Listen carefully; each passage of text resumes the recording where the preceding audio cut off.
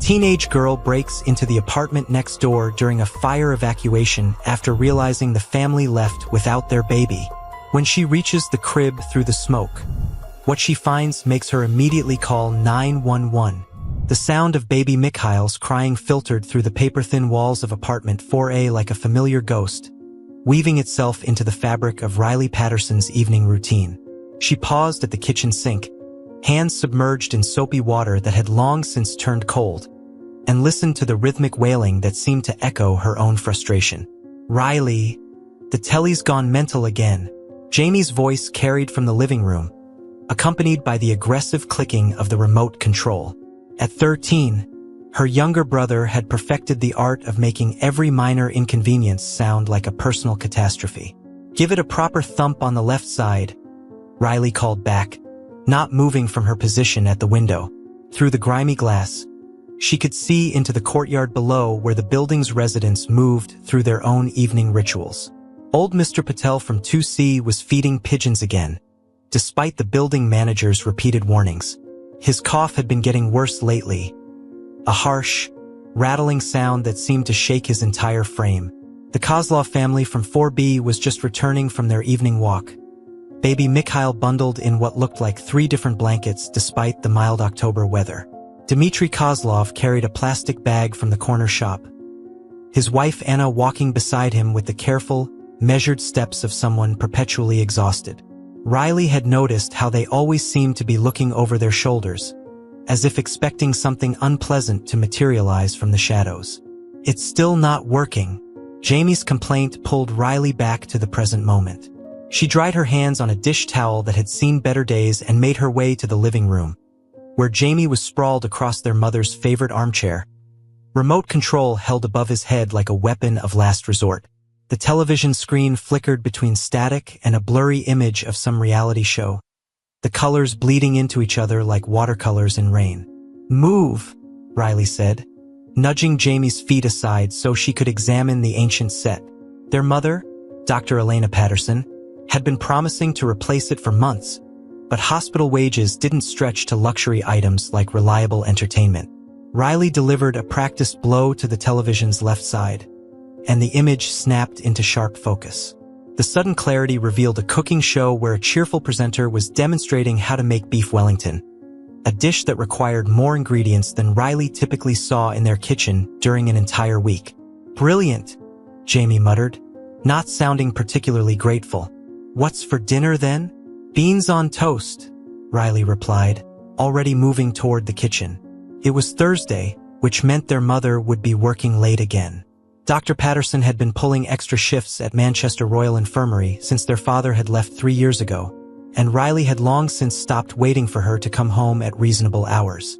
The kitchen was barely large enough for one person to move around comfortably, but Riley had learned to navigate its limitations with practiced efficiency. She retrieved 2 tins of baked beans from the cupboard, noting that their supplies were running lower than usual. The bread was still relatively fresh, though she'd have to cut around a small patch of green mold that had appeared on one corner. As she worked, Riley found herself listening to the sounds of the building around her. The television in 3A was playing too loudly, as usual. Mrs. Zhang from 2A was arguing with someone on the phone in rapid Mandarin, her voice rising to a pitch that suggested genuine distress. The pipes in the walls groaned and settled, a constant reminder that the building's infrastructure was held together more by hope than by actual structural integrity. Baby Mikhail had stopped crying, which should have been a relief, but Riley found herself straining to hear any sound from the Kozlov apartment. The silence felt somehow more ominous than the crying had been. "Riley!" Jamie's voice had lost its earlier petulance, replaced by something that sounded almost vulnerable. "Do you think Mum's ever coming home normal time again?" Riley paused in her stirring of the beans, considering her response carefully. Jamie was at that awkward age where he was too old to be comforted by simple reassurances but too young to handle the full weight of their situation. Their mother's absence had been hardest on him, though he'd never admit it directly. "She's helping people," Riley said finally, ladling the beans onto the toast. "That's what she does. But what about helping us?"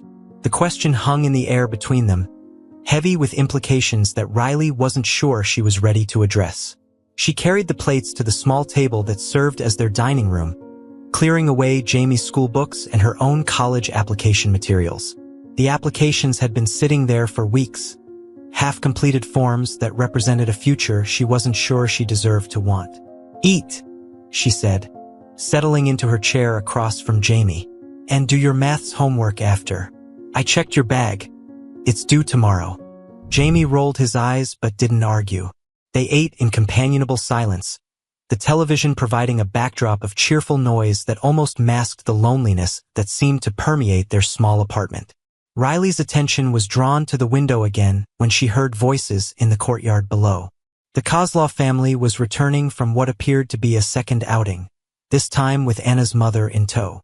The elderly woman moved slowly, one hand gripping Anna's arm for support, the other clutching a small bag from the chemist's shop. Riley had only seen the grandmother a few times, and always briefly. She seemed to appear and disappear like a ghost, never staying in view long enough for Riley to get a proper look at her face. There was something furtive about the way the family moved when she was with them, as if they were afraid of being noticed. "Earth to Riley," Jamie said, waving his fork in her direction. "You've been staring out that window for 5 minutes." "Just thinking," Riley replied, though she couldn't have explained what she was thinking about if pressed. There was something about the Kozlov family that nagged at her, a sense that there was more to their story than what appeared on the surface. The building's front door slammed shut with its characteristic bang, followed by the sound of footsteps on the stairs. Riley recognized the heavy, tired tread of Mr. Patel making his way up to the second floor. His cough echoed in the stairwell, a sound that seemed to bounce off the walls and amplify itself. "That man needs to see a doctor," Jamie observed, following Riley's gaze toward the door. "Probably can't afford one," Riley said, though she knew their mother sometimes treated residents of the building informally, never charging for her services. It was one of the reasons Dr. Patterson worked so many extra shifts. She gave away as much medical care as she sold. The evening settled into its familiar rhythm. Jamie finished his homework with minimal complaints. Riley reviewed her college application essays for the 100th time, and the building around them gradually quieted as residents settled into their own routines. The television in 3A was turned down to a more reasonable volume. Mrs. Zhang's argument had apparently reached some kind of resolution, and the pipes had stopped their groaning. But baby Mikhail started crying again, and this time the sound seemed more desperate, more urgent. Riley found herself standing at the window, looking up at the Kozlov apartment, wondering if everything was all right. "You're doing it again," Jamie said, not looking up from his textbook. "Doing what?" "Worrying about people who aren't your responsibility." Riley turned to study her brother's face, surprised by the insight. Jamie was more observant than she'd given him credit for, and his words hit closer to home than she cared to admit. "Someone has to," she said quietly. "But does it have to be you?" The question lingered in the air long after Jamie had closed his textbook and wandered off to his room. Riley remained at the window, watching the courtyard below and listening to the sounds of the building around her. The crying from the Kozlov apartment had stopped again, but the silence felt temporary, like the calm before a storm. She thought about her college applications, about the future that seemed to stretch before her like an unexplored country. The University of Edinburgh had sent her information about their social work program, and she'd been carrying the brochure around for weeks, reading and rereading the course descriptions. But how could she leave Jamie? How could she abandon her mother to handle everything alone? The questions had no easy answers, and Riley had learned not to expect easy answers from life. Instead, she focused on the immediate, the tangible, the things she could control. Tomorrow she would finish her college applications. Tomorrow she would make sure Jamie ate a proper breakfast. Tomorrow she would continue the careful balancing act that had become her existence. But tonight, she stood at the window and listened to the building breathe around her, feeling the weight of other people's lives pressing against her own. The maintenance key she'd found in the hallway last month hung on a hook beside the kitchen door, a small reminder that sometimes the most important things were the ones that seemed insignificant at first glance. Outside, the Manchester evening was settling into darkness, street lamps flickering on one by one to illuminate the courtyard below. The building settled into its nighttime rhythm, a symphony of small sounds that had become the soundtrack to Riley's existence. She was 17 years old, and she already felt like she was carrying the weight of the world on her shoulders. In a few hours, everything would change. But for now, she stood at the window and watched over her small corner of the world, unaware that tomorrow would demand more courage than she'd ever imagined she possessed. The fire alarm's shrill wail cut through Riley's dreams like a rusty blade, dragging her from the depths of sleep into the harsh fluorescent reality of her bedroom. For a moment, she lay frozen, her mind struggling to process the sound that had become as routine as the building's other mechanical failures. The alarm had gone off at least 6 times in the past month, usually triggered by Mr. Hassan's enthusiastic cooking on the ground floor or by the building's temperamental electrical system. But something was different this time. The air tasted wrong, metallic and sharp, with an underlying current that made Riley's throat tighten. She sat up in bed, immediately alert, and caught the unmistakable scent of smoke drifting under her bedroom door. "Jamie!" Riley called, throwing off her covers and stumbling toward her brother's room. The hallway felt warmer than it should have, and when she pressed her palm against the front door, the metal was noticeably hot. Jamie emerged from his room, hair sticking up at impossible angles, rubbing sleep from his eyes. "Is it another false alarm?" he asked, though his voice carried a note of uncertainty that suggested he already knew the answer. "Get dressed. Now." Riley's voice was sharp with authority as she moved through their small apartment, gathering essential items with the efficiency of someone who had mentally rehearsed this scenario countless times. Her mobile phone, their mother's emergency contact information, the small amount of cash they kept hidden in the kitchen drawer. The building's fire alarm system was a relic from the 1970s, a network of aging sensors and speakers that had never been properly updated. Tonight, instead of the usual sporadic beeping, it maintained a constant, urgent shriek that seemed to vibrate through the walls themselves. Riley pulled on jeans and a jumper, her hands moving automatically while her mind raced through possibilities. The smoke smell was getting stronger, creeping under the door like fog, and she could hear voices in the stairwell. Not the casual chatter of a routine drill, but the sharp, panicked exchanges of people who understood they were in genuine danger. "Riley, I can't find my trainers." Jamie's voice carried a note of panic that made her stomach clench. "Whatever you can find. We need to go now." She grabbed the maintenance key from its hook beside the kitchen door, though she couldn't have explained why. It felt important somehow, a talisman against the chaos that was rapidly consuming their ordered world. The hallway outside their apartment was thick with smoke that burned Riley's eyes and made breathing difficult. Emergency lighting cast everything in a hellish red glow, and the temperature was noticeably higher than it should have been. Other residents were emerging from their flats, creating a confused mass of bodies moving toward the stairwell. Mr. Patel appeared at his door, leaning heavily on his walking stick. His breathing labored even before they'd begun the descent. "Help me, child," he wheezed, reaching toward Riley with a trembling hand. Without hesitation, Riley moved to support him, letting him lean on her shoulder while Jamie took his other arm. The elderly man's weight was surprising, but Riley had grown strong from years of carrying responsibilities beyond her age. The stairwell was chaos.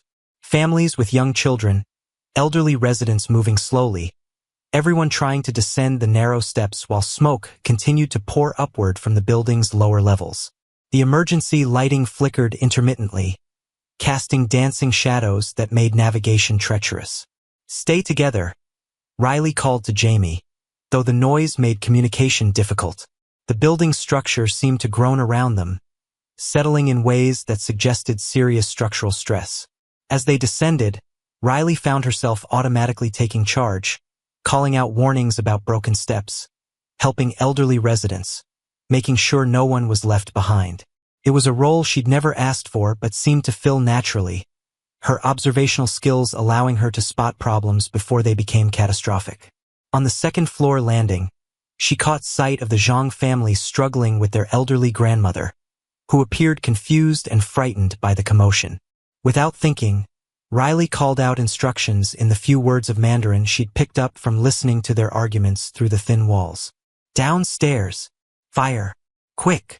Mrs. Zhang's face showed surprise and gratitude as she nodded, adjusting her grip on her mother-in-law's arm.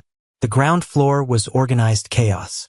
Firefighters had arrived and were directing the evacuation, their voices cutting through the alarm's wail with practiced authority. Riley helped Mr. Patel outside, where the cool October air felt like a blessing against her smoke-irritated lungs. The courtyard had been transformed into an impromptu refugee camp. Residents huddled in small groups, some wrapped in hastily grabbed blankets, others still in their nightclothes despite the autumn chill. Children cried while parents tried to comfort them, and elderly residents sat on whatever makeshift seating they could find. Riley did a quick mental inventory of the building's residents, her mind automatically checking off familiar faces. The Hassan family from the ground floor was there, looking shaken but unharmed. The young couple from 3B stood together, the woman clutching a cat carrier that contained their obviously displeased tabby. But something was wrong. Riley's eyes swept the crowd again, searching for the Kozlov family. She spotted Dmitri first, standing near the building's entrance, speaking rapidly in Ukrainian to his wife Anna. Even from a distance, Riley could see the panic in their body language, the way they gestured frantically toward the building. Anna Kozlov was crying, her hands pressed against her mouth in a gesture of horror that made Riley's stomach drop. Dmitri was pointing upward, toward the 4th floor, where smoke was now pouring from several windows. Where was baby Mikhail? Riley left Jamie with Mr. Patel and moved closer to the Kozlov family, trying to understand what was happening. Anna's words were incomprehensible, but her distress was universal, the kind of raw panic that transcended language barriers. What's wrong? Riley asked, though she was already beginning to understand. Dmitri turned to her, his face pale with terror. Baby, he said in heavily accented English. Baby still inside. The words hit Riley like physical blows. She looked up at the 4th floor, where smoke was now billowing from the windows with increasing intensity. The fire department had established a perimeter around the building, but the smoke was too thick for immediate rescue operations on the upper floors. You left him. The question escaped before Riley could stop it, though she immediately regretted the accusation in her tone. Anna said something in Ukrainian that sounded like an explanation, but Dmitri shook his head, his expression tortured. Babusia, he said, the word heavy with meaning that Riley didn't understand but somehow felt. A firefighter approached the group, his face grim behind his protective mask. Anyone still inside? He asked, his voice muffled but urgent. Dmitri and Anna exchanged a look that lasted only seconds but seemed to contain entire conversations. Finally, Dmitri shook his head. No, he said quietly. Everyone out. But Riley knew he was lying. She could see it in the way Anna's shoulders shook, in the way Dmitri's hands clenched and unclenched at his sides. They were making a choice, and it was tearing them apart. Sir, Riley started to say to the firefighter, but Dmitri caught her arm, his grip surprisingly strong. Please, he whispered, his eyes pleading with her in a way that suggested the stakes were higher than she understood. Please no. The firefighter moved on to check with other residents, and Riley found herself trapped in a moral complexity she'd never imagined. A baby was inside the burning building, but the family was actively preventing his rescue. Why? She looked up at the 4th floor again, where the smoke was getting thicker by the minute. The building's old windows were starting to crack from the heat, and she could hear the groaning of stressed timber and metal. Whatever was happening, whatever reason the Kozlov family had for their silence, time was running out. Anna collapsed onto a nearby bench, her sobs now audible even over the noise of the emergency response. Dmitri knelt beside her, speaking in rapid Ukrainian that sounded like both comfort and desperate planning. Riley's mind raced through possibilities, each one more disturbing than the last. What could make parents abandon their baby? What secret could be worth a child's life? The maintenance key felt heavy in her pocket, a weight that seemed to increase with each passing second. She knew the building's layout better than almost anyone. She knew which apartments connected through the utility spaces, which windows faced the courtyard, which structural elements were weakest. She also knew that in approximately 10 minutes, the smoke would make any rescue impossible. The decision formed in her mind before she was fully conscious of making it. Riley looked around the courtyard, noting the positions of the firefighters, the chaos that would provide cover for what she was about to do. She caught Jamie's eye and mouthed, "Stay here," hoping he wouldn't understand what she was planning until it was too late to stop her. Then she slipped away from the crowd, toward the building's side entrance, where the maintenance key would unlock more than just doors. It would unlock the most important choice of her life. Behind her, Anna Kozlov's sobs continued to cut through the night air, a sound that would haunt Riley's dreams for years to come, assuming she survived the next hour. The building loomed above her, smoke pouring from its windows like the breath of some ancient, dying beast. Inside, baby Mikhail was waiting, though Riley had no idea what else she might find in the darkness. The side entrance to the building felt like the mouth of a furnace, radiating heat that made Riley's skin prickle even before she inserted the maintenance key. Her hands trembled as she turned the lock, though whether from fear or adrenaline, she couldn't say. The key turned with surprising ease, as if the building itself was inviting her inside. The maintenance corridor was a narrow passage that ran between the building's main structure and the utility rooms, a space most residents never knew existed. Riley had discovered it by accident weeks ago while investigating a persistent water leak that the building manager had ignored. Now, that curiosity was about to save a life or cost her own. The air inside was thick and acrid, burning her throat with each breath. Riley pulled her jumper up over her nose and mouth, creating a makeshift filter that provided minimal protection against the smoke. The corridor was darker than she'd expected, the emergency lighting here either broken or never installed to begin with. She moved by touch and memory, her hands trailing along the rough concrete walls as she navigated toward the utility room that connected to the 4th floor. The building structure groaned around her, settling in ways that suggested the fire was affecting the structural integrity more than the firefighters had realized. Behind her, the sounds of the evacuation grew muffler, replaced by the more immediate threats of creaking timber, the distant roar of flames, and the building's labored breathing as smoke moved through its airways like blood through diseased arteries. Riley's mind raced through what she knew about the Kozlov family's situation. The word babusia meant grandmother in several Eastern European languages. She'd learned that from a documentary Jamie had been watching about Ukraine. But why would the presence of a grandmother prevent them from reporting a trapped baby? The utility room door was unlocked, revealing a space crowded with pipes, electrical panels, and the detritus of decades of building maintenance. Riley squeezed between the machinery, following the layout she'd memorized during her previous exploration. The connecting passage to 4B was behind a panel that looked permanently sealed but actually moved if you knew where to push. The panel swung inward with a grinding sound that seemed impossibly loud in the confined space. Beyond it lay another narrow passage, this one running directly behind the Kozlov apartment's kitchen wall. Riley could hear sounds from inside the flat now, not the babies crying she'd expected, but voices speaking urgently in what sounded like Russian or Ukrainian. For a moment, she hesitated. Maybe she'd been wrong. Maybe the family was still inside, having returned through some other route. Maybe she was about to break into an occupied apartment like a common burglar, destroying the very people she was trying to help. But then she heard baby Mikhail's distinctive cry, the same sound that had filtered through her walls for months. It was weak and frightened, interrupted by coughing that suggested the smoke was already affecting his tiny lungs. Riley pressed her ear against the wall, trying to understand the voices she was hearing. One was definitely female, elderly, speaking in a tone that suggested both urgency and resignation. The other voice was unfamiliar, younger, speaking English with an accent she couldn't place. "Can't wait any longer. The smoke is getting worse. Where will we go? If they find her. Worry about that later. Right now, we need to."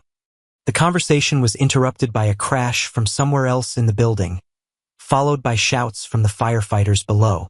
Whatever structural damage the fire was causing, it was accelerating. Riley found the access point she remembered from her earlier exploration, a panel in the utility room that opened directly into the Kozlov apartment's kitchen.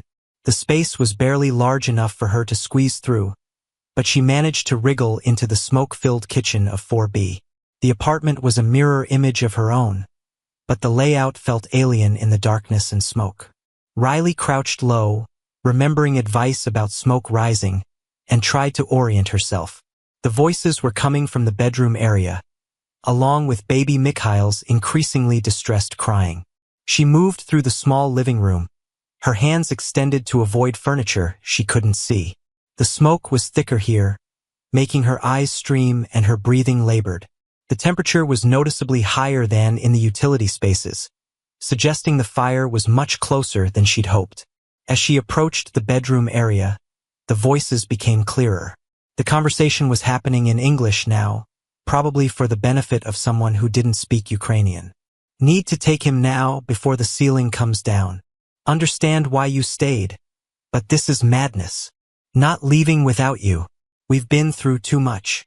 Riley paused at the bedroom doorway, trying to make sense of what she was hearing. There were definitely people inside the apartment, but they weren't the Kozlov family. At least not the Kozlov family she knew. The baby's crying was coming from the master bedroom, along with the sound of someone moving around frantically. Riley took a deep breath of the toxic air and stepped into the doorway. What she saw made her gasp aloud, despite the smoke burning her lungs. Baby Mikhail was indeed in the room, lying in a makeshift crib that had been pushed against the far wall. But he wasn't alone. Beside him sat an elderly woman, the grandmother Riley had glimpsed in the courtyard, but had never seen clearly. The woman was conscious but moving slowly, her breathing labored from the smoke.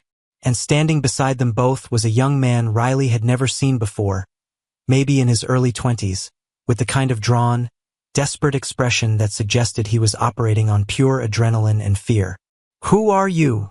the young man demanded in accented English, stepping protectively between Riley and the elderly woman. "I live in 4A, Riley managed, her voice hoarse from the smoke. "I came to help.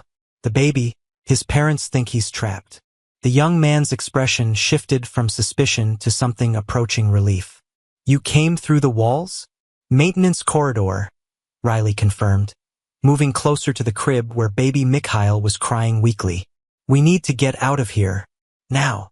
"She can't be moved easily," the young man said, gesturing toward the elderly woman. "Heart condition. And if the authorities see her." He didn't finish the sentence, but Riley was beginning to understand. The grandmother, Babusia, was undocumented. The family had fled the building during the evacuation because they couldn't risk her being discovered, but they couldn't abandon her either. "What's your name?" Riley asked the young man as she bent to examine baby Mikhail. The infant was breathing but struggling, his tiny chest working harder than it should. "Victor," he replied. "I'm Anna's brother. I came to help move Babusia, but then the fire started, and everything went wrong." Riley picked up baby Mikhail, wrapping him in a blanket that smelled of smoke but was still relatively clean. The child felt lighter than she'd expected, his small body trembling with each cough. "How long has she been here?" Riley asked, nodding toward the elderly woman. 6 months, Victor said quietly. "Her visa expired and the paperwork. It's complicated. The family has been hiding her while they try to sort out the legal situation." The building shuddered around them, and Riley heard the sound of glass breaking somewhere nearby. Time was running out faster than she'd anticipated. "Can she walk at all?" Victor shook his head. "Barely, and the smoke is making her breathing worse." Riley looked around the room, her mind racing through possibilities. The window was too high and too dangerous for evacuation.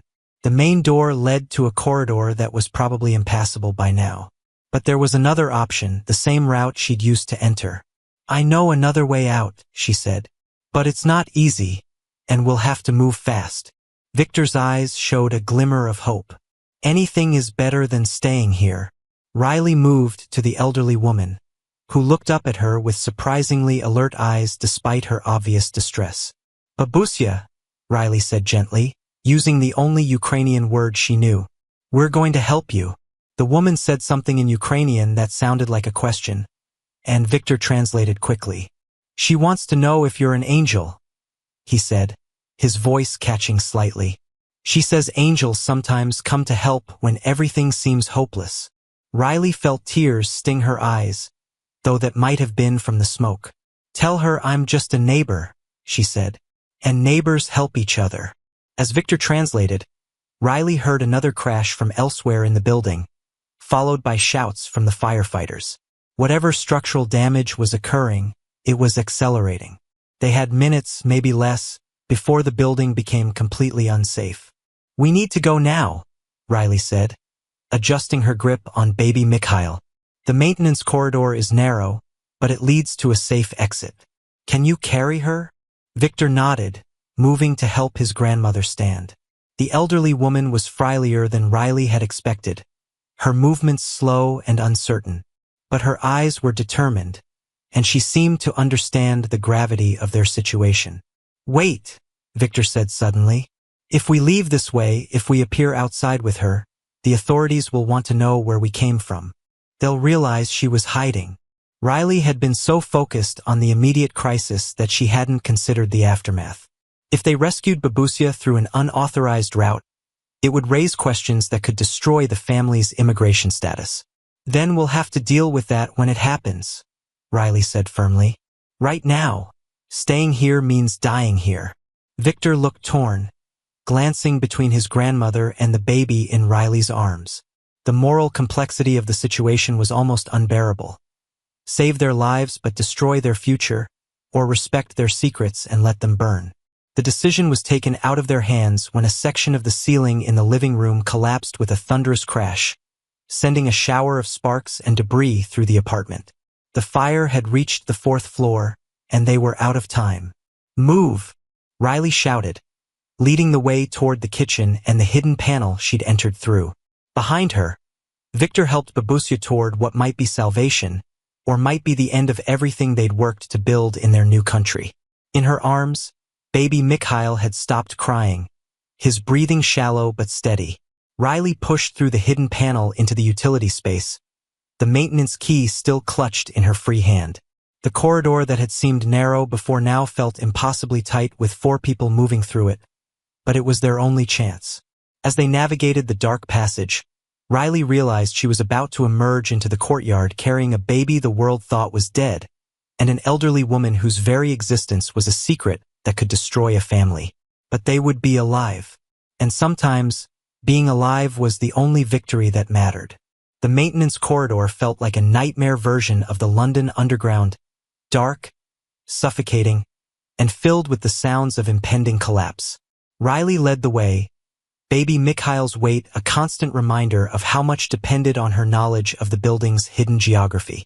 Behind her, Victor half-carried, half-dragged Babusia through the narrow space, the elderly woman's labored breathing creating a counterpoint to the building's own struggle for survival. How much farther?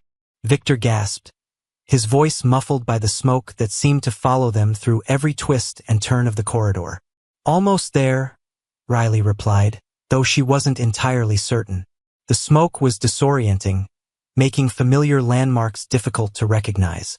The corridor that had seemed straightforward during her earlier exploration now felt like a maze designed by someone with a cruel sense of humor. Baby Mikhail stirred in her arms, letting out a weak cry that was more concerning than reassuring. His breathing was shallow, and Riley could feel the rapid flutter of his heartbeat against her chest.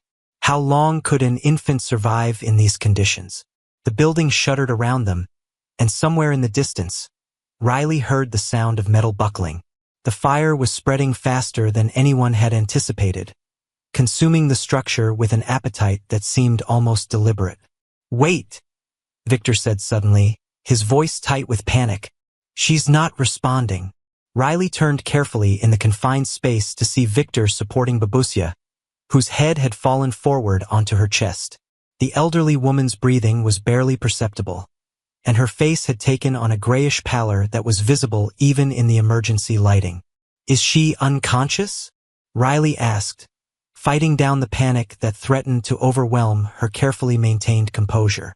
Victor pressed his fingers against his grandmother's neck, checking for a pulse. She's alive, but barely. The smoke, her heart condition. I think she's going into cardiac distress. Riley's mind raced through their options, none of them good. They were halfway through the maintenance corridor, too far to go back and not close enough to the exit to guarantee making it in time. The building was actively collapsing around them, and now they were dealing with a medical emergency in the worst possible circumstances. "Can you carry her the rest of the way?" Riley asked. "I'll have to," Victor replied, adjusting his grip on the unconscious woman. "But if she needs medical attention—" "My mother is a doctor," Riley said, the words tumbling out before she'd fully thought them through. "She's probably in the courtyard with the other residents. If we can get Babusia outside—" She didn't finish the sentence, but they both understood the implications. Dr. Elena Patterson would help, but helping an undocumented immigrant in front of firefighters and paramedics would raise exactly the kind of questions the family had been trying to avoid. Another section of the building collapsed somewhere above them, sending a rain of dust and debris through the maintenance space. The sound was like thunder, but more personal, more threatening. The building wasn't just burning, it was dying, and they were inside its body as it convulsed toward death. "Move," Riley said urgently, shifting baby Mikhail to one arm so she could help Victor with Babusia. "We'll figure out the rest when we get outside." They struggled through the final section of the corridor, a space so narrow that Riley had to remove her jumper and use it as a sling for baby Mikhail, leaving her in just a thin t-shirt that provided no protection against the rough concrete walls.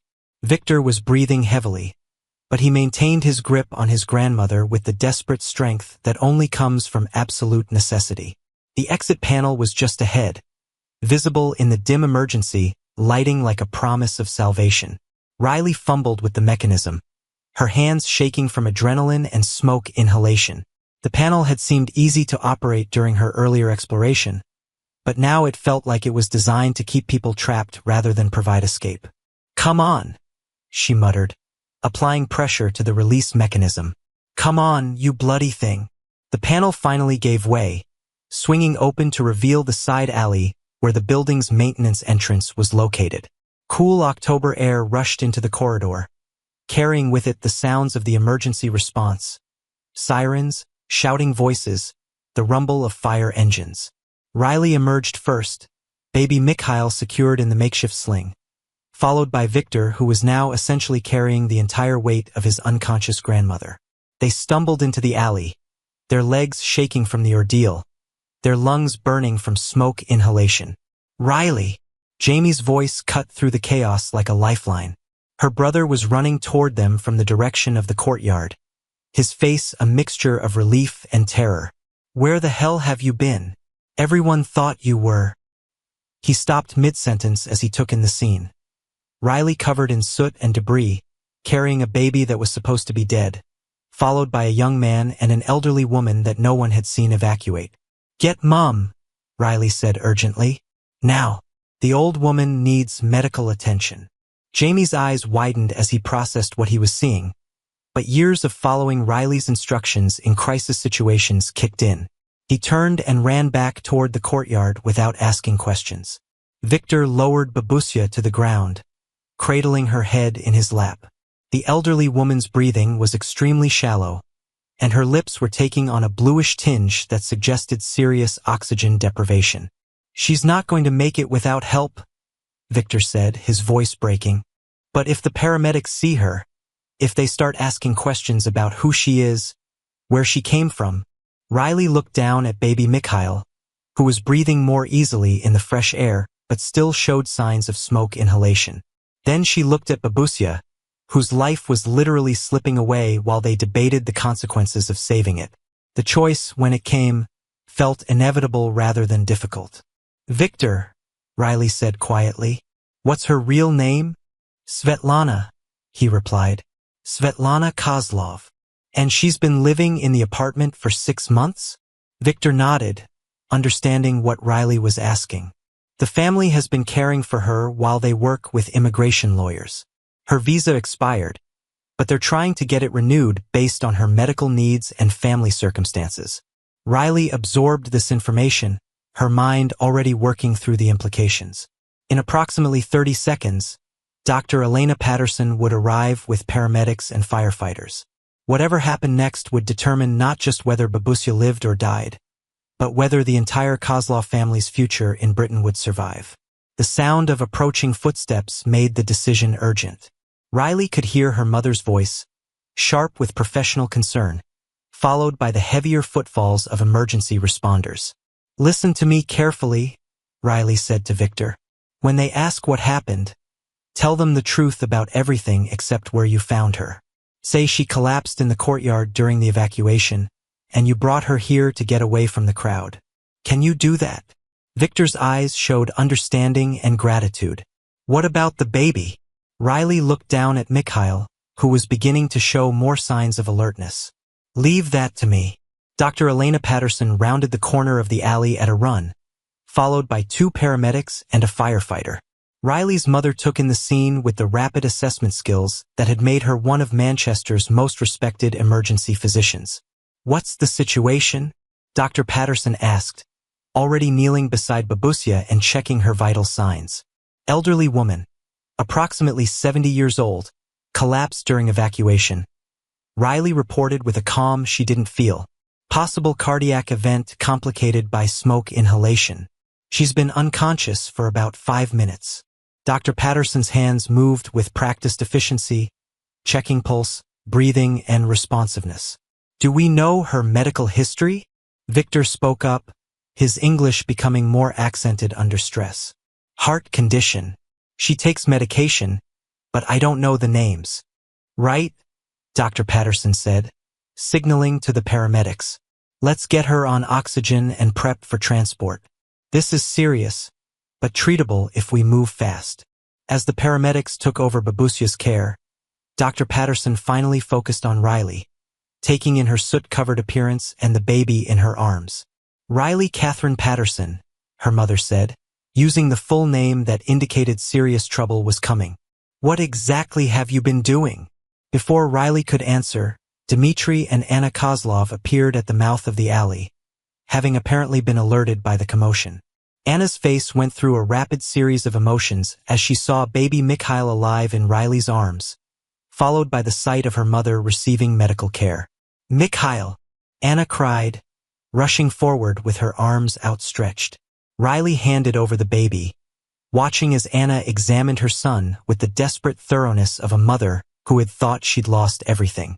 Dmitri stood beside them, his face showing a mixture of relief and terror as he watched paramedics work on his mother-in-law. "How?" Dmitri asked quietly, looking directly at Riley. "How did you?"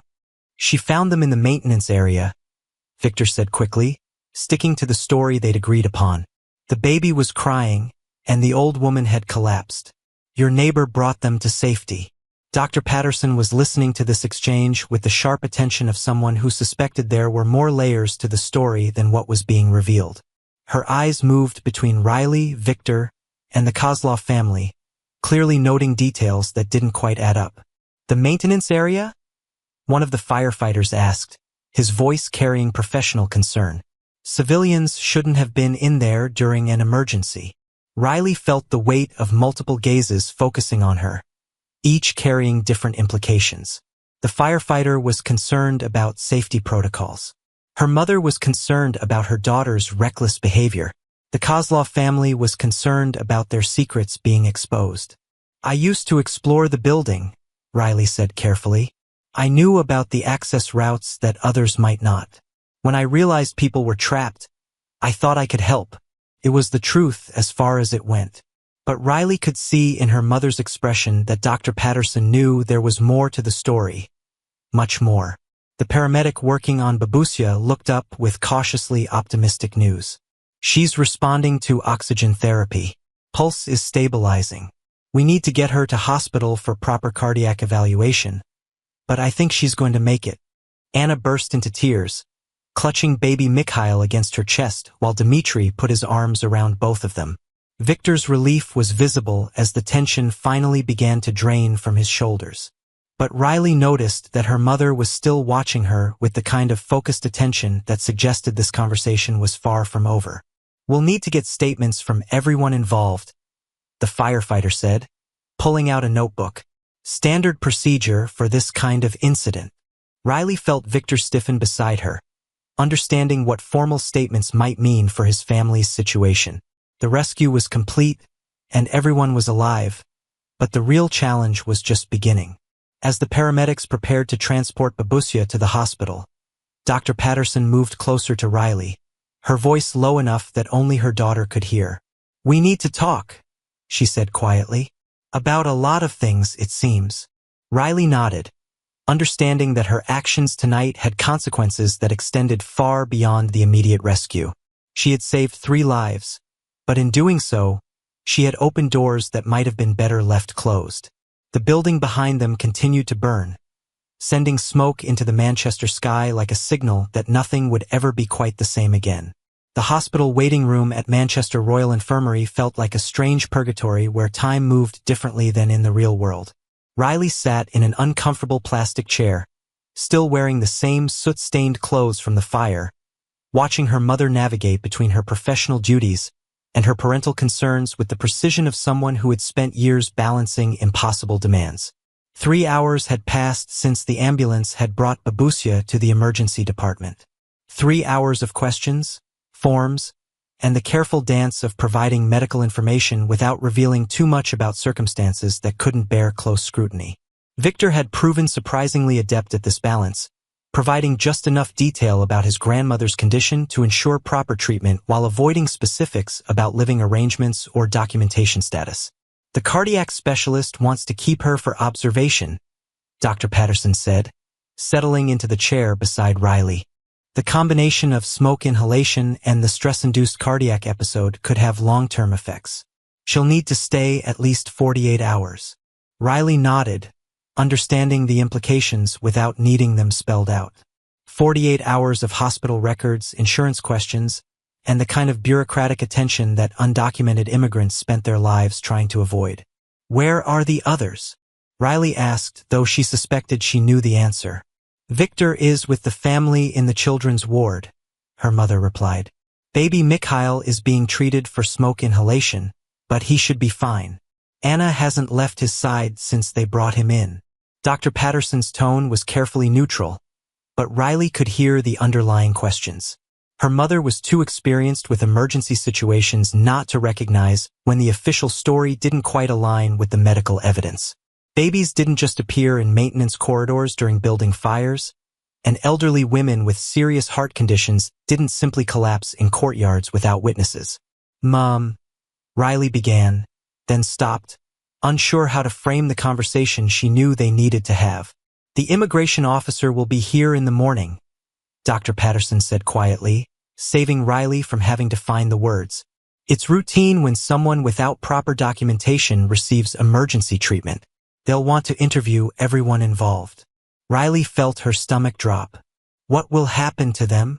"That depends on a lot of factors," her mother said, her professional mask slipping slightly to reveal genuine concern. "Svetlana's medical needs, the family's asylum status, how long they've been trying to resolve the documentation issues. Immigration law is complicated, especially in cases involving medical emergencies." They sat in silence for a moment, watching the controlled chaos of the emergency department around them. Riley had been in this hospital countless times over the years, waiting for her mother to finish shifts that ran long, but she'd never paid attention to the human dramas playing out in every corner. Tonight, she was seeing it differently, understanding that behind every medical emergency was a family facing impossible choices. "You know about this," Riley said suddenly, "about families like theirs. You've dealt with it before." It wasn't really a question, and Dr. Patterson didn't treat it like one. Instead, she leaned back in her chair, looking older and more tired than Riley had seen her in years. "There's a network," her mother said carefully. "Doctors, nurses, social workers. People who believe that medical care shouldn't depend on immigration status. We provide treatment when we can, help navigate the system when possible. It's not officially sanctioned, but it's not exactly illegal either." Riley absorbed this information, understanding finally why her mother worked so many extra shifts, why she was always tired, why she sometimes came home with the weight of the world on her shoulders. "Is that why you're never home?" Riley asked. "Because you're helping people like Babushka?" Dr. Patterson turned to look at her daughter directly, and Riley saw something in her mother's eyes that looked like pride mixed with regret. Partly, she admitted. After your father left, I threw myself into work because it was easier than dealing with the mess he'd left behind. But somewhere along the way, the work became about more than just avoiding problems at home. I started seeing how many people needed help that they couldn't get through official channels. A young nurse approached their seating area, her expression professionally polite but tinged with the kind of wariness that suggested she was about to deliver complicated news. Dr. Patterson? The immigration officer would like to speak with you about the patient in bed 7. Riley watched her mother's posture shift into full professional mode. The transformation so complete it was almost like watching someone put on armor. Of course, Dr. Patterson said, standing. Riley, stay here. I'll be back in a few minutes. But Riley wasn't content to wait. As her mother disappeared down the corridor with the nurse, she made her way toward the children's ward where Victor and the Kozlov family were keeping vigil over baby Mikhail. She found them in a small family room adjacent to the pediatric unit. Anna was holding baby Mikhail, who appeared alert and breathing normally despite the oxygen tube still attached to his tiny nose. Dmitri sat beside them, one hand resting protectively on his wife's shoulder, while Victor paced near the window with the restless energy of someone running on adrenaline and caffeine. How is he? Riley asked, settling into an empty chair across from Anna. Better, Anna replied in heavily accented English. Doctor says lungs are clear. No permanent damage. She looked at Riley with an expression that seemed to contain entire conversations. Thank you for everything. Riley felt heat rise in her cheeks, uncomfortable with gratitude that felt larger than she deserved. Anyone would have done the same thing. No, Victor said firmly, turning from the window. Not anyone. Most people would have followed the rules, let the authorities handle it. You risked your life for people you barely know. The weight of their gratitude was almost unbearable, especially knowing what was coming. Riley looked around the small room, noting the way the family had arranged themselves in a protective circle around baby Mikhail, and realized she had to tell them about the immigration officer. There's something you need to know, she said quietly. Someone from Immigration Services will be here tomorrow morning. They want to interview everyone involved in last night's rescue. The effect of her words was immediate and devastating. Anna's face went pale, and she clutched baby Mikhail more tightly. Dmitri's expression hardened into the kind of resigned determination that spoke of someone who had been expecting bad news for a long time. What kind of interview? Victor asked, though his tone suggested he already understood the implications. The kind where they ask about documentation, living arrangements, how long people have been in the country, Riley replied.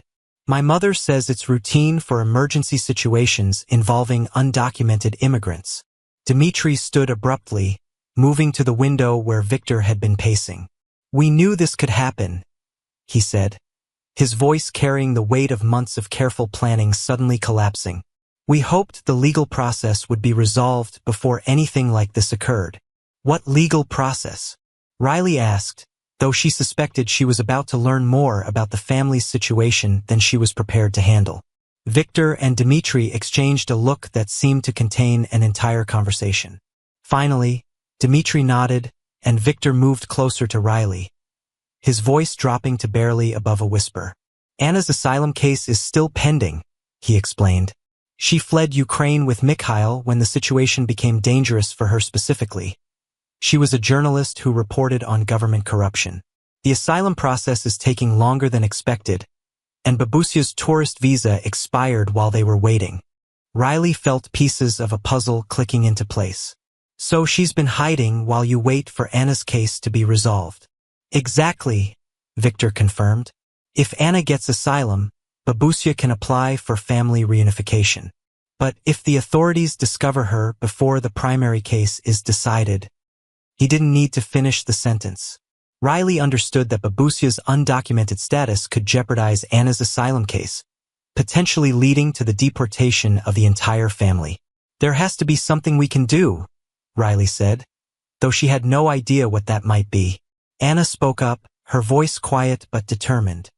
We run, she said simply. Take Mikhail and Babusia and disappear before the immigration officer arrives. Absolutely not, Victor said immediately. Babusia needs medical care. Moving her now could kill her, and where would you go? You have no money, no contacts outside Manchester. Then we stay and tell the truth, Dmitri said. Explain about the asylum case, the medical emergency, hope that the system shows mercy. Riley listened to this debate with growing understanding of the impossible position the family found themselves in. Every option carried devastating risks, and the choice they made in the next few hours would determine not just their immediate future, but potentially the rest of their lives. What if there was another option? Riley said suddenly, an idea forming in her mind that was either brilliant or completely insane. The family turned to look at her with the kind of desperate attention that people give to potential lifelines. My mother knows about these situations, Riley continued, working through the implications as she spoke. She has contacts, people who understand immigration law and medical emergencies. What if we could delay the interview somehow? Give you time to get proper legal representation. Victor shook his head. Immigration officers don't reschedule interviews for the convenience of undocumented immigrants. And even if they did, we don't have money for lawyers. Riley thought about her mother's late nights, the network of doctors and social workers she'd mentioned, the way Dr. Patterson had immediately helped Babusia without asking questions about documentation. Leave that to me, she said, standing with sudden determination. I think my mother has been preparing for a situation like this for a long time. Before any of them could respond, Riley was moving toward the door, her mind already racing through the conversation she needed to have with Dr. Patterson. It was time to stop pretending she didn't understand the full scope of her mother's secret work, and time to discover whether that work could save the family that had already cost her so much to rescue. Behind her, she could hear Anna singing softly to baby Mikhail in Ukrainian, a lullaby that sounded like both comfort and farewell. The sound followed Riley down the hospital corridor like a reminder that some choices, once made, could never be unmade. The immigration officer would arrive in less than 12 hours, and Riley was about to ask her mother to risk everything she'd built to save a family they barely knew. But as Riley had learned over the past 24 hours, sometimes the most important choices were the ones that felt impossible to make. Riley found her mother in the hospital's family consultation room, speaking in hushed tones with a man in a rumpled suit, whose posture suggested he was delivering news that nobody wanted to hear. Through the glass door, Riley could see Dr. Patterson's face cycling through emotions, professional composure warring with something that looked like genuine fear. The immigration officer was younger than Riley had expected, probably in his early 30s, with the kind of tired expression that came from processing human misery on a daily basis. His briefcase sat open on the table between him and Dr. Patterson, filled with forms that would determine the Kozlov family's fate. Riley knocked gently on the door, and her mother looked up with relief that suggested the interruption was welcome. Officer Mitchell, this is my daughter Riley, Dr. Patterson said, her voice carefully neutral. She was involved in last night's rescue operation. Officer Mitchell stood to shake Riley's hand, his grip firm but not aggressive. Miss Patterson, I understand you were instrumental in getting the victims to safety. That was very brave of you. Riley felt heat rise in her cheeks, uncomfortable with praise that felt like a trap. I just did what anyone would do. Actually, Officer Mitchell said, settling back into his chair, that's exactly what I wanted to discuss with you. The official report mentions that you found the elderly woman and the infant in the building's maintenance area during the fire. Can you walk me through exactly how that happened? The question hung in the air like smoke from the previous night's fire. Riley glanced at her mother, whose expression revealed nothing but whose slight nod suggested she should tell the truth, or at least some version of it. I knew the building well, Riley began carefully. I'd explored the maintenance areas before, so when I realized people might be trapped, I thought I could help using routes that others wouldn't know about. And you found them together? The elderly woman and the baby. Riley's mind raced through the implications of the question. If she said yes, it would support the story that Babusia had been caring for baby Mikhail when she collapsed. If she said no, It would raise questions about why Victor had been in the apartment with his grandmother. They were in the same area, Riley said finally. The baby was crying, and the woman appeared to have collapsed from smoke inhalation. Officer Mitchell made notes in a file that seemed uncomfortably thick for a routine inquiry. And this was your first time meeting Svetlana Kozlov? The use of Babusya's real name made Riley's stomach clench. Yes. Interesting, Officer Mitchell said, though his tone suggested he found it more suspicious than interesting. Because our preliminary investigation suggests that Svetlana Kozlov has been living in the UK for approximately 6 months on an expired tourist visa. The family claims they had no knowledge of her undocumented status. Riley felt the careful house of cards they'd constructed beginning to wobble. I wouldn't know anything about that. Of course not, Officer Mitchell agreed. But what I find curious is how a woman with serious mobility issues due to her heart condition ended up in a building's maintenance area during a fire evacuation. That suggests either remarkable bad luck or circumstances that weren't included in the initial reports.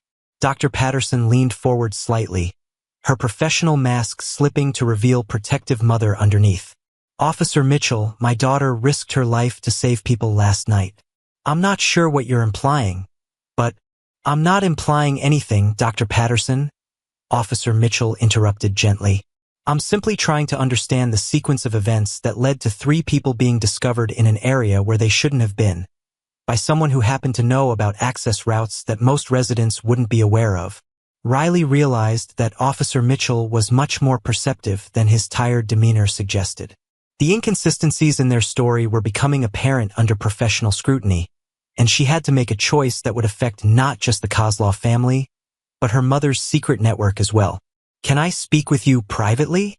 Riley asked her mother. It's important. Dr. Patterson's eyes showed understanding mixed with apprehension. Officer Mitchell, would it be possible for us to continue this conversation in a few minutes? I need to discuss something with my daughter. Of course, Officer Mitchell said, checking his watch. But I do need to complete these interviews this morning. The family's status hearing has been moved up to tomorrow afternoon. Riley felt the timeline compressing around them like a vice. Less than 30 hours to resolve a situation that the family had been struggling with for months. Dr. Patterson led Riley into an adjacent room that was normally used for delivering difficult diagnoses to families. The irony wasn't lost on Riley that she was about to ask her mother to make a diagnosis about how much they were willing to risk for people they barely knew. Mom, Riley began, then stopped, unsure how to frame what she was about to ask. You're going to tell me that there's more to last night's story than what's in the official reports, Dr. Patterson said quietly. And then you're going to ask me to do something that could compromise everything I've worked to build. Riley stared at her mother, startled by the accuracy of the assessment. How did you? Because I've been in this position before, Dr. Patterson replied. The immigration authorities don't send their best investigators for routine paperwork violations. Officer Mitchell is here because someone reported suspicious circumstances, which means someone, probably a neighbor or building resident, noticed things that didn't add up. Riley felt the weight of unintended consequences settling on her shoulders. What kind of things? The kind that suggest a family has been hiding an undocumented relative for months, and that last night's rescue wasn't as spontaneous as it appeared, Dr. Patterson said, which means that if the truth comes out, it won't just affect the Kozlov family. It could expose the entire network of people who've been helping them. The implications hit Riley like a physical blow. Her heroic actions hadn't just saved 3 lives. They'd potentially endangered dozens of others who had been quietly helping undocumented immigrants navigate the system. I didn't know, Riley said quietly. I just wanted to save them. I know, Dr. Patterson said, her voice softening. And what you did was brave and right. But now we have to deal with the consequences, and the choices we make in the next few hours will affect a lot more people than just the Kozlovs. Riley looked at her mother, really looked at her, and saw someone who had been carrying impossible burdens for years. The long work hours, the emotional distance, the careful compartmentalization of their home life. It all made sense now. Tell me about the network, Riley said.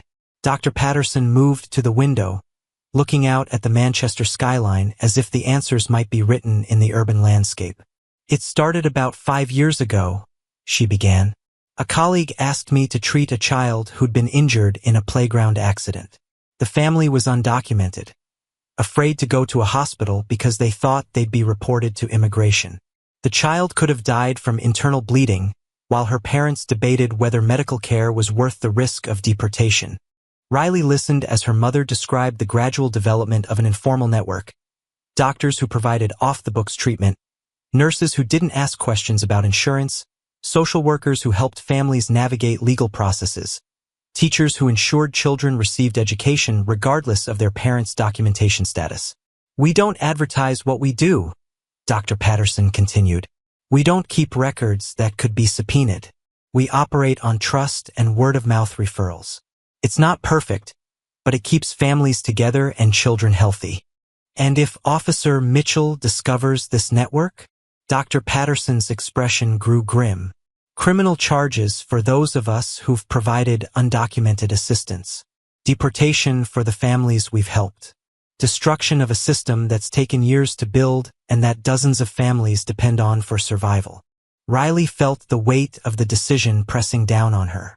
The Kozlov family needed help that only the network could provide, but accessing that help could destroy the very system that made it possible. "What if we tell Officer Mitchell the truth?" Riley asked. "About the fire, about Babushka, about everything. Would that help or hurt the family's case?" "It depends on how the truth is presented," Dr. Patterson said thoughtfully. "Anna's asylum case is based on her persecution as a journalist. If we can frame Babushka's presence as a family unity issue related to the asylum claim, it might actually strengthen their position. But it would require admitting that the family has been hiding her for months, which could be interpreted as deliberate deception. Immigration authorities don't respond well to what they perceive as attempts to manipulate the system." Riley thought about the conversation she'd had with the Kozlov family, about Anna's work as a journalist, about the months of waiting for an asylum decision that seemed to recede further into the future with each passing day. "What if the truth wasn't just about last night?" Riley said slowly, an idea forming in her mind. "What if we used this situation to highlight the problems with the asylum system itself?" Dr. Patterson turned from the window to look at her daughter directly. "What do you mean?" "Anna is a journalist," Riley explained, her thoughts gaining momentum. "She fled persecution for reporting on government corruption. What if her story, their story, became public? What if instead of hiding from the immigration authorities, we made them part of a larger conversation about how the system treats asylum seekers?" Dr. Patterson's expression showed both admiration and concern. "Riley, what you're suggesting could work, but it would require exposing not just the Kozlov family, but potentially our entire support network. Are you prepared for those consequences?" Riley thought about baby Mikhail's tiny face, about Babushka calling her an angel, about Victor's willingness to risk everything for his family. She thought about her mother's years of secret service to vulnerable people, and about the dozens of families who depended on that service for survival. "What would happen if we did nothing?" she asked. "The family would likely be separated," Dr. Patterson said honestly. "Babushka would be deported immediately. Anna's asylum case could be jeopardized by the association with undocumented family members. Baby Mikhail could end up in foster care while the legal issues are resolved." Riley closed her eyes, feeling the weight of decisions that no 17-year-old should have to make. When she opened them, her mother was watching her with an expression that contained both pride and sorrow. "I need to ask you something," Riley said quietly, "and I need you to answer honestly. Is this network worth preserving, even if it means letting the Kozlov family face deportation?" Dr. Patterson was quiet for a long moment, and when she spoke, her voice carried the weight of years of impossible choices.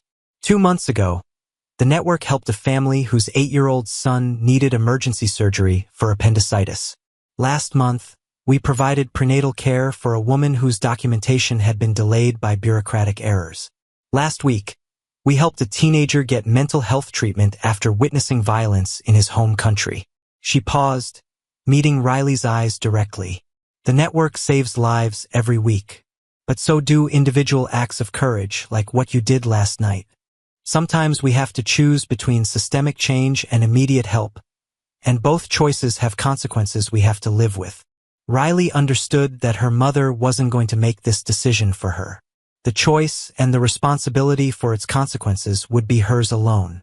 A knock on the door interrupted her thoughts. Officer Mitchell's voice came through the glass, polite but firm. "Dr. Patterson? Miss Patterson? I'm sorry, but I really do need to complete these interviews this morning." Riley looked at her mother, then at the door where Officer Mitchell waited, then back at her mother again. "If I tell him the truth," Riley said quietly, "will you help them fight the consequences?" Dr. Patterson smiled for the first time since the conversation began, and Riley saw in that smile the woman who had spent years quietly fighting for people who couldn't fight for themselves. "Every step of the way," she promised. Riley took a deep breath, understanding that the next few minutes would change everything for everyone involved, and opened the door to face Officer Mitchell and the truth that could either save the Kozlov family or destroy the network that had been built to help people just like them. But as Riley had learned over the past 24 hours, sometimes the most important choices were the ones that felt impossible to make. Riley stepped back into the consultation room where Officer Mitchell sat waiting, his pen poised over a form that would reshape multiple lives with whatever words she chose to speak. Dr. Patterson followed behind her, and Riley could feel her mother's steady presence like an anchor in a storm that was about to break over all of them. "Officer Mitchell," Riley began, her voice steadier than she felt, "I need to tell you what really happened last night." The immigration officer looked up from his paperwork, his expression shifting from routine professionalism to focused attention. "I'm listening." Riley took a breath that felt like diving into deep water. The Kozlov family didn't abandon baby Mikhail. They made an impossible choice to protect someone else who was in that apartment, Svetlana Kozlov, Anna's mother, who has been living with them while they wait for Anna's asylum case to be resolved. Officer Mitchell's pen stopped moving. "Go on." "Svetlana's tourist visa expired 6 months ago," Riley continued, each word feeling like a small betrayal and a small salvation simultaneously. "The family has been caring for her while working with immigration lawyers to resolve her status legally through Anna's pending asylum case. When the fire started, they couldn't evacuate her without exposing her undocumented presence. But they couldn't abandon her either. So they left the baby with her," Officer Mitchell said, understanding the logic even as his expression grew more serious. "Victor, Anna's brother, was there helping to care for Svetlana when the fire started," Riley explained. "They were trying to figure out how to evacuate her safely when the situation became critical. That's when I found them."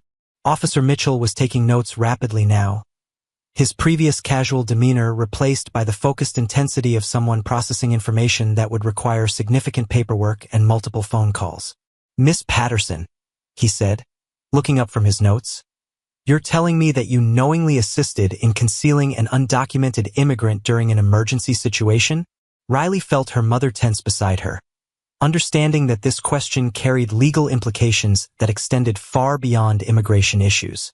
"I'm telling you that I found a baby, an elderly woman having a cardiac episode, and a young man trying to save them both," Riley replied carefully.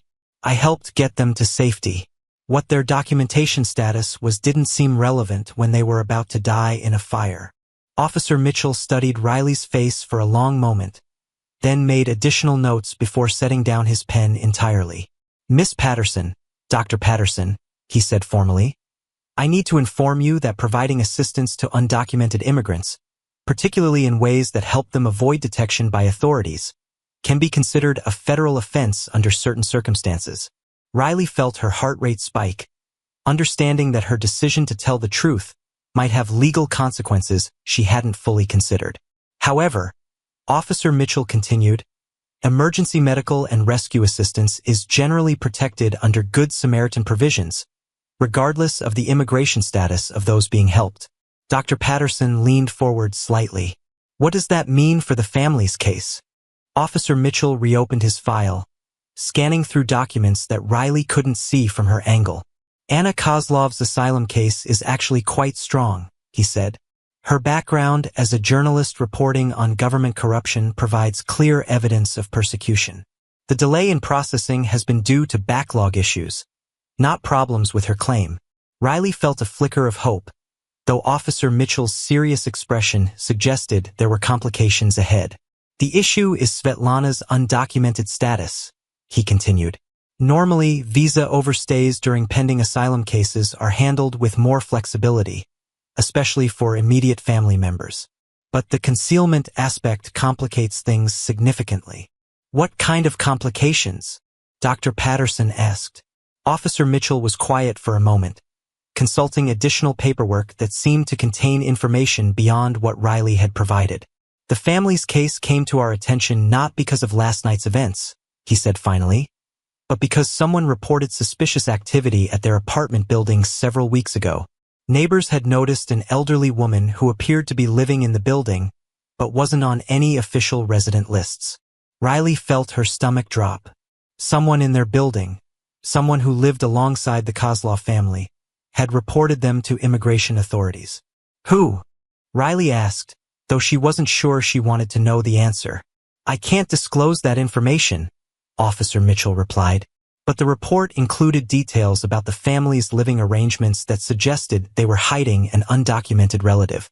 Last night's events simply accelerated an investigation that was already underway. Dr. Patterson's expression had grown grim. What does this mean for tomorrow's hearing?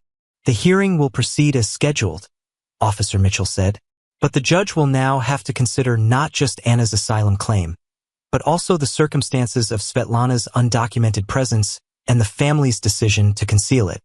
Riley felt the weight of unintended consequences settling on her shoulders. Her decision to tell the truth hadn't created the family's legal problems. Those had already existed, but it had certainly brought them into sharper focus. Is there anything that can help their case? She asked. Officer Mitchell considered the question carefully. Anna's background as a journalist could actually work in their favor. If her asylum is granted, it would provide a legal pathway for family reunification that could resolve Svetlana's status. The medical emergency could be presented as evidence of why the family felt compelled to care for her despite the legal complications. He paused, studying both Riley and her mother. There's something else, he said. Your involvement in this case, Miss Patterson, has raised questions about whether there might be a broader pattern of assistance being provided to undocumented immigrants in this community. Riley felt her blood freeze. Officer Mitchell was looking directly at Dr. Patterson now, his expression suggesting he understood more about their situation than he'd initially revealed. Dr. Patterson, he continued, your medical records show that you've treated several patients over the past year who provided incomplete or inconsistent insurance information. That's not necessarily unusual, but combined with last night's events, it suggests a pattern that warrants further investigation. Dr. Patterson's professional mask didn't slip, but Riley could see the tension in her mother's posture. Years of careful work helping vulnerable families was about to be exposed and scrutinized. I treat patients who need medical care, Dr. Patterson said carefully. I don't generally interrogate them about their immigration status before providing treatment. Of course not, Officer Mitchell agreed. But if there's a systematic effort to provide services to undocumented immigrants in ways that help them avoid detection, that becomes a federal matter that extends beyond individual medical care. Riley understood that they had reached the moment she'd been dreading. Her decision to save the Kozlov family was about to expose the entire network that her mother had spent years building. Officer Mitchell, Riley said, making another choice that felt both inevitable and terrifying. If there are other families who need help, isn't that a sign that the system isn't working properly? Officer Mitchell looked at her with something that might have been respect. That's not really within my purview to determine, Miss Patterson. My job is to enforce immigration law as it exists, not to evaluate whether it's working effectively. But Anna is a journalist, Riley pressed, an idea forming that felt both desperate and inspired. She's someone who reports on problems with government systems. What if her story, their story, could help highlight issues with how asylum cases are processed? Dr. Patterson was looking at Riley with an expression that contained both pride and concern. understanding that her daughter was suggesting something that could either save everyone involved or make their situation dramatically worse. Officer Mitchell was quiet for a long moment, considering implications that Riley could only guess at. "Miss Patterson," he said finally, "are you suggesting that this case might be of interest to journalists?" Riley felt like she was walking across ice that might break at any moment. "I'm suggesting that Anna's story illustrates the kind of impossible choices that families face when legal processes take longer than human emergencies allow." Officer Mitchell made more notes, then closed his file and stood up. "I'll need to report everything we've discussed today," he said. "The family's hearing tomorrow will proceed, but the judge will have access to all of this information. What happens after that will depend on factors beyond my control." He paused at the door, turning back to face both Riley and her mother. "For what it's worth," he said quietly, "what you did last night was brave. The legal complications don't change that." After Officer Mitchell left, Riley and her mother sat in silence for several minutes, processing the magnitude of what had just occurred. "How bad is it?" Riley asked finally. Dr. Patterson was quiet for a moment before answering. "For the network, potentially catastrophic. For the Kozlov family, it depends on tomorrow's hearing. For us personally, I honestly don't know." Riley felt the weight of responsibility pressing down on her like a physical force. "I'm sorry, Mum. I never meant for this to happen." Dr. Patterson reached over and took her daughter's hand, squeezing it gently. "Riley," she said firmly, "you saved 3 people's lives last night. You told the truth when it would have been easier to lie. You're 17 years old, and you've shown more moral courage in the past 24 hours than most adults show in a lifetime. Don't you dare apologize for that." "But the network exists to help families like the Kozlovs," Dr. Patterson interrupted. "If we can't help them without destroying ourselves, then maybe we need to find different ways of operating." Riley looked at her mother, seeing someone who had spent years quietly fighting for vulnerable people and who was now facing the potential destruction of everything she'd built. "What happens now?" Riley asked. Dr. Patterson stood up, straightening her shoulders with the kind of determination that Riley recognized as preparation for battle. "Now we go talk to the Kozlov family," she said. "We explain what's happening with tomorrow's hearing, and then we help them prepare to tell their story in a way that gives them the best possible chance of staying together." Riley stood as well, understanding that the next 24 hours would determine not just the Kozlov family's future, but the future of everyone who had been quietly working to help people that the official system had failed. "And after tomorrow?" Riley asked. Dr. Patterson smiled, and Riley saw in that smile the same determination that had driven her to break into a burning building to save people she barely knew. "After tomorrow, we figure out how to build something better," she said. "Together." As they walked toward the family room where the Kozlov family was waiting, Riley realized that her mother was right. The network might be exposed, the family might still face deportation, and there could be legal consequences for everyone involved. But for the first time in months, Riley and her mother were facing the future as allies rather than strangers, united by a shared commitment to helping people who needed it most. Whatever happened tomorrow, they would face it together. 6 months later, the community garden in the courtyard of the rebuilt apartment complex bore little resemblance to the sterile concrete space that had existed before the fire. Where once there had been empty pavement and scattered rubbish bins, now neat rows of vegetables grew alongside flowering plants that added splashes of color to the Manchester landscape. Babusia, Svetlana, moved slowly between the raised beds, her walking stick providing stability as she tended to the herbs that had become her specialty. Riley watched from her new apartment window, noting how the elderly woman's movements had gained strength over the months since her cardiac episode. The combination of proper medical care, legal residency status, and the therapeutic work of gardening had transformed Svetlana from a hidden, frightened figure into the unofficial grandmother of the entire building. "The tomatoes are coming along nicely," Jamie observed, joining Riley at the window. At 14, her brother had grown several inches taller and had developed an unexpected passion for urban agriculture, spending most afternoons after school helping Svetlana with the garden maintenance. "She's got a gift," Riley agreed, watching Svetlana patiently explain something to the young couple from 2A, who were struggling with their first attempt at growing courgettes. Hard to believe she was hiding in that apartment just 6 months ago.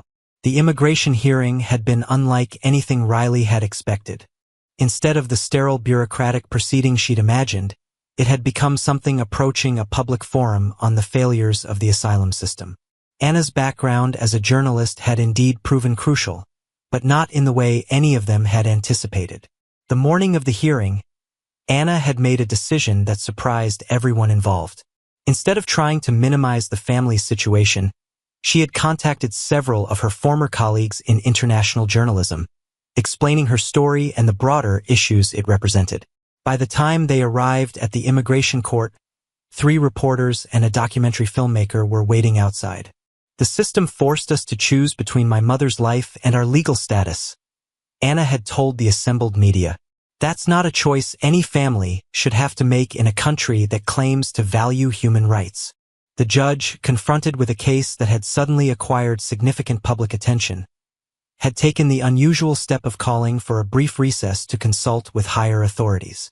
When the hearing resumed, Anna's asylum had been granted, not just as an individual case, but as part of a broader acknowledgement that the processing delays in asylum cases were creating impossible situations for families. Svetlana's status had been regularized through family reunification provisions, and she had become one of the first beneficiaries of a new fast-track process for elderly relatives of asylum seekers with medical needs. Riley, Svetlana's voice carried up from the courtyard, accented but strong. Come help us with the new planting. Riley smiled, grabbing a jumper from the back of her chair. The afternoon was cool but pleasant, typical for early spring in Manchester. She made her way downstairs, passing the Kozlov apartment where she could hear baby Mikhail's laughter mixing with his parents' voices as they prepared for their weekly English lesson with the volunteer tutor. The community garden had become more than just a place to grow vegetables. It served as a gathering point for the building's residents, a space where the barriers of language and cultural difference seemed less important than the shared work of nurturing growth. Riley had been instrumental in its creation, using her newfound confidence in advocacy to navigate the council permissions and funding applications required to transform the courtyard. What are we planting today? Riley asked, kneeling beside Svetlana in the soft earth. Herbs, Svetlana replied, her English much improved over the months of regular practice. Dill, parsley, coriander. Things that remind people of home, no matter where home used to be. Riley understood the deeper meaning behind the herb garden. The building now housed families from 7 different countries, including several who had been connected to Dr. Patterson's network and who had been able to regularize their status following the policy changes that Anna's case had helped inspire. How is your mother today? Svetlana asked, settling more comfortably onto the gardening stool that Jamie had built for her in his woodworking class. Good, Riley replied. Busy but good. Dr. Patterson's situation had evolved in ways that none of them had predicted. The investigation into her medical network had indeed proceeded, but the public attention generated by Anna's case had created political pressure for a more nuanced approach to healthcare provision for undocumented immigrants. Instead of facing criminal charges, Dr. Patterson had been invited to consult on new guidelines for emergency medical care that didn't require immediate immigration reporting. The underground network had been officially disbanded, but it had been replaced by something more sustainable, a clinic specifically funded to provide medical care regardless of immigration status.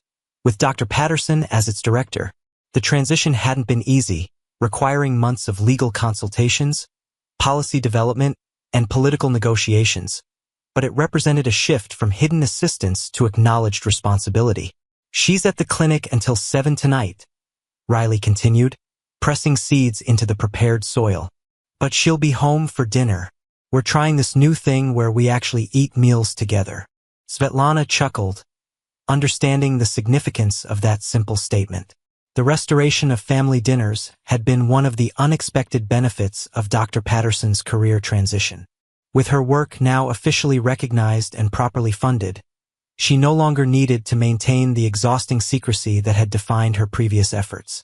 Victor approached from the direction of the building entrance, carrying a bag of gardening supplies and looking slightly out of breath. "Sorry I'm late," he said, settling cross-legged on the ground beside them.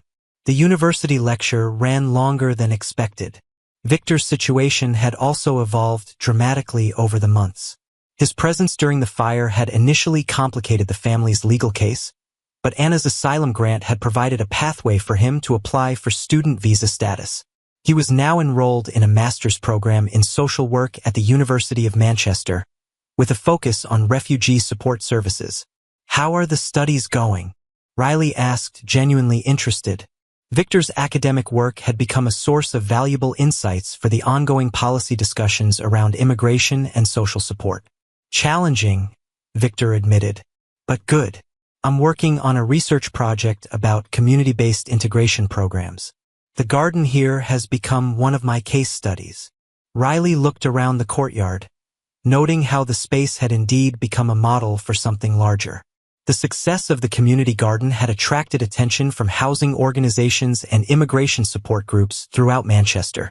Several other apartment complexes had requested guidance on developing similar programs. "Speaking of the university," Victor continued, "have you made your decision yet?" Riley felt the familiar flutter of excitement and nervousness that had been her constant companion since receiving her acceptance letter from the University of Edinburgh's social work program.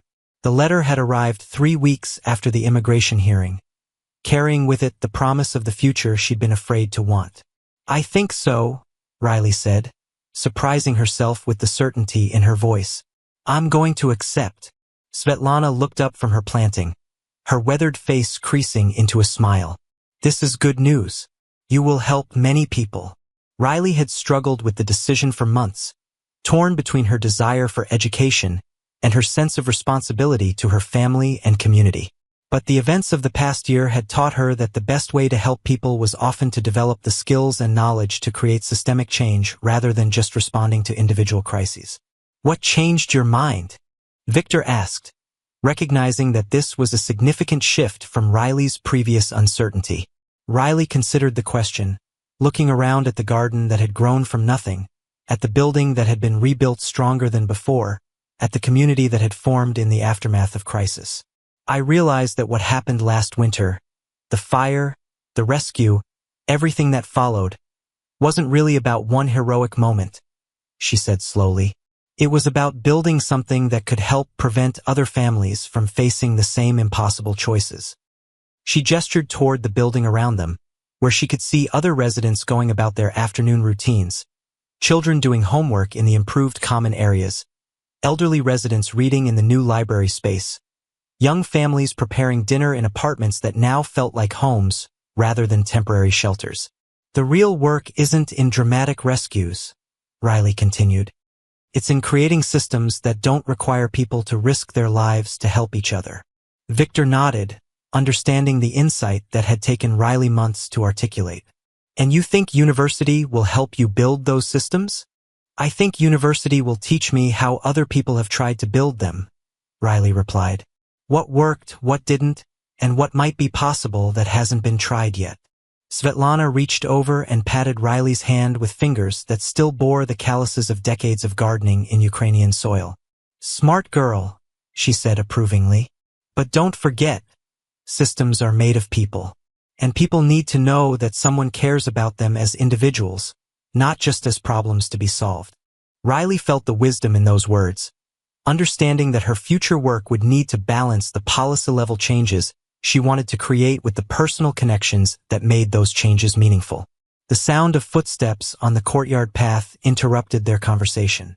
Dr. Patterson was approaching from the direction of the bus stop, looking tired but carrying herself with the kind of satisfaction that came from meaningful work rather than just professional obligation. "How was the clinic today?" Riley called out, standing to greet her mother. "Busy," Dr. Patterson replied, settling onto one of the benches that surrounded the garden area.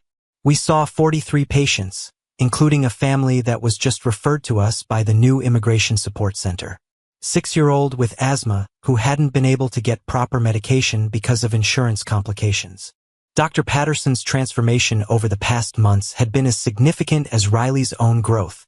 With her work finally recognized and properly supported, She had regained the energy and optimism that had drawn her to medicine in the first place. The clinic operated under clear guidelines that protected both patients and medical staff, allowing for open collaboration between healthcare providers and immigration support services. "Any word on the policy review?" Victor asked, referring to the broader governmental examination of immigration healthcare that Anna's case had helped initiate. "Some progress," Dr. Patterson said cautiously. "The preliminary recommendations include provisions for medical care during asylum processing, better coordination between health services and immigration authorities, and funding for community-based support programs." Riley understood that this represented the kind of systemic change that her individual actions had helped set in motion, but that would require years of sustained advocacy to fully implement. "Will it be enough?" she asked. Dr. Patterson considered the question seriously. "It's a start. Real change happens gradually, through the combination of individual courage, public attention, and persistent institutional advocacy. What you did last winter provided the courage and the attention. Now we need the persistence." As if summoned by the conversation, Anna emerged from the building's main entrance, carrying baby Mikhail, who had grown from the tiny infant Riley had rescued into a sturdy toddler with his father's dark hair and his mother's expressive eyes. "Good evening, everyone," Anna said, her English now fluent enough for complex conversations. Mikhail wanted to see the garden before bedtime. The toddler immediately reached toward Svetlana, who set down her gardening tools to accept him into her arms. Watching 3 generations of the same family together in the same space, Riley marveled at how different this scene was from the terrified family she had encountered on the night of the fire. "Anna," Riley said, "I've been meaning to ask, how is the new journalism project going?" Anna's face lit up with the kind of enthusiasm that Riley remembered from the immigration hearing, when she had transformed her family's crisis into a platform for broader advocacy. "Very well," Anna replied. "The documentary about asylum processing delays will be completed next month, and I've been commissioned to write a series of articles about community integration programs for The Guardian." Anna's transition back to journalism had been facilitated by the public attention her case had received, but it had been sustained by her ability to tell stories that illuminated policy issues through personal experiences. Her work had become an important voice in the broader conversation about immigration reform. "Will you write about our building?" Victor asked. "Among other places," Anna confirmed. "But this community has become something special, not just because of the garden or the policy changes, but because of the relationships that have developed between people who might never have connected otherwise." Riley looked around the courtyard, noting the truth of Anna's observation. The Zhang family from 2A was teaching Svetlana basic Mandarin in exchange for cooking lessons. The Pakistani family from 3C had organized English conversation groups that met in the common room twice a week. The young professional couple from 1B had started a childcare cooperative with 3 other families in the building. "It's not perfect," Riley said, thinking about the neighbor who had reported the Kozlov family and who had quietly moved out of the building several months later, apparently uncomfortable with the increased diversity and community interaction. "Nothing ever is," Dr. Patterson agreed. "But it's better than what we had before, and it's a foundation for building something even better." As the afternoon light began to fade, the group gradually dispersed. Victor gathered the gardening tools for storage, Anna took baby Mikhail upstairs for his evening routine, and Svetlana made her way slowly toward her apartment, her walking stick tapping a gentle rhythm on the courtyard pavement. Riley and her mother remained on the bench, watching the building settle into its evening rhythms. "Are you nervous?" Dr. Patterson asked, understanding that Riley's university decision represented a significant step toward independence. "Yes," Riley admitted, "but excited too. And I know I'll be back." "For holidays?" "For holidays and for the long term," Riley clarified. "Edinburgh is 3 years of education. Manchester is home, and the work that needs to be done here." Dr. Patterson smiled, understanding that her daughter had found the balance between personal growth and community commitment that had eluded both of them for so long. "Your father would be proud," she said quietly, the first time either of them had mentioned him in months. Riley considered this, realizing that her feelings about her father's abandonment had evolved along with everything else in her life. "Maybe," she said, "but what matters is that we're proud of each other." Dr. Patterson reached over and took her daughter's hand, a gesture that would have felt awkward 6 months earlier but now felt natural. "I am proud of you," she said simply, "not just for what you did during the fire, but for what you've done since. The way you've learned from it, grown from it, used it to build something better." Riley squeezed her mother's hand, understanding that they had both been transformed by the events that had started with baby Mikhail's crying through thin walls and had ended with a community garden where children from 7 different countries played together while their grandparents shared stories in a mixture of languages. As they sat in the gathering darkness, watching lights come on in apartment windows around them, Riley reflected on the lesson that had taken her months to fully understand. Individual heroism mattered, but it was most powerful when it created the foundation for institutional change. Personal courage was essential, but it needed to be sustained by community support and systemic reform. The fire had been an ending, the destruction of a building and the exposure of hidden vulnerabilities. But it had also been a beginning, the start of new relationships, new policies, and new possibilities for people who had previously been forced to choose between safety and dignity. Riley would go to university in the autumn, but she would return with skills and knowledge that could help build on what they had started. Her mother would continue developing the clinic and advocating for policy changes. Victor would complete his degree and add his voice to the growing network of advocates. Anna would tell stories that kept public attention focused on the human consequences of policy decisions. And Svetlana would tend the garden, nurturing growth that reminded everyone that home could be created anywhere that people chose to care for each other. The community they had built wasn't perfect, but it was real and it was sustainable, and it proved that ordinary people could create extraordinary change when they chose to act with courage and persistence. Riley stood up from the bench, ready to go upstairs and help prepare the family dinner that had become one of the simple pleasures of their transformed life. Tomorrow would bring new challenges and new opportunities. But tonight, she was content to be part of a community that had grown from crisis into something resembling hope.